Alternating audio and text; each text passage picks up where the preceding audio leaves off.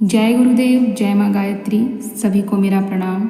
आइए गायत्री के प्रत्यक्ष चमत्कार में आज बाबा खूटी सिंह की चमत्कार को जानेंगे और उनकी गायत्री साधना के बारे में जानेंगे। कानपुर के श्री रूपलाल शर्मा जी की आत्मानुभूति है।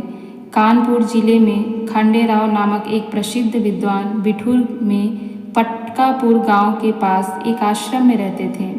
आश्रम के सामने एक विशाल वट वृक्ष था जिसमें वर्षा और ग्रीष्म ऋतु में हजारों लोग आश्रय ले सकते हैं। श्री खंडेराव ने वहां दीर्घकाल तक गायत्री अनुष्ठान की पूर्णाहुति पर ब्रह्म भोज किया। इसमें मैं भी सम्मिलित हुआ था। ब्रह्म भोज भारी धूमधाम से चला। दिन भर पंगतें बैठती रहीं तो भी बहुत से लोग बाकी ही थे। रात में व्यवस्थापकों ने खबर दी कि घी समाप्त हो गया है और अभी 4 डिब्बे घी और चाहिए। खंडेराव जी को चिंता हुई। फिर शांत चित्त से वे ध्यान में बैठ गए और व्यवस्थापकों से बोले कि जाकर गंगा जी से गंगा जल भरकर लाओ, उसका घी की जगह प्रयोग करो। लोगों ने इसे परिहास माना, पर जब वे बार बार आग्रह करने लगे तब 4 व्यक्ति गए और 4 डिब्बों में गंगा जल भरकर ले आए। सबने गंगा जल में तली पूड़ियाँ खाई। आज तक कभी भी मैंने कहीं वैसी स्वादिष्ट पूड़ी नहीं खाई।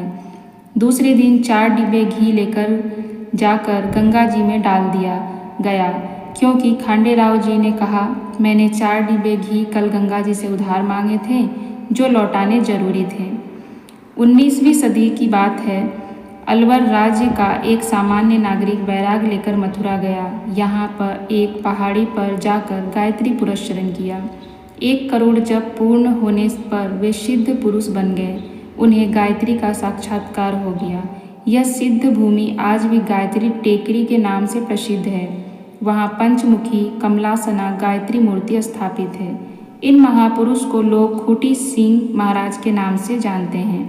वे आजीवन मौन रहे। मूक आशीर्वाद से उन्होंने अनेक मृत व्यक्तियों को जीवित किया, बंधाओं को संतान दी, निर्धनों को धन दिया, 2 बार ब्रह्म भोज कराया। जिसके धन का प्रबंध कहाँ से हुआ, यह सभी के लिए विस्मय की बात रही।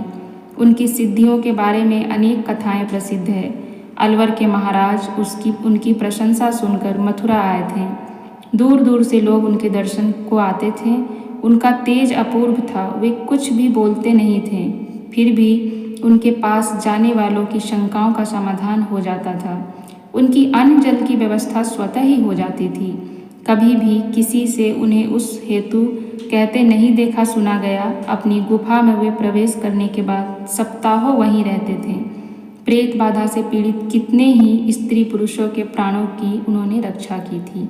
तो ऐसी है गायत्री की साधना, जिससे व्यक्ति के पास स्वतः ही सब कुछ आ जाती है। कुछ भी मांगना नहीं पड़ता, माँ स्वयं ही देती है। बस साधना बहुत ही निस्वार्थ भाव से और समाज सेवा के लिए किया गया हो और निश्चल भाव से माँ को प्रेम किया गया हो। माँ खुद ही सारा प्रेम लुटाती हैं और सब कुछ प्रदान कर देती हैं। जय गुरुदेव।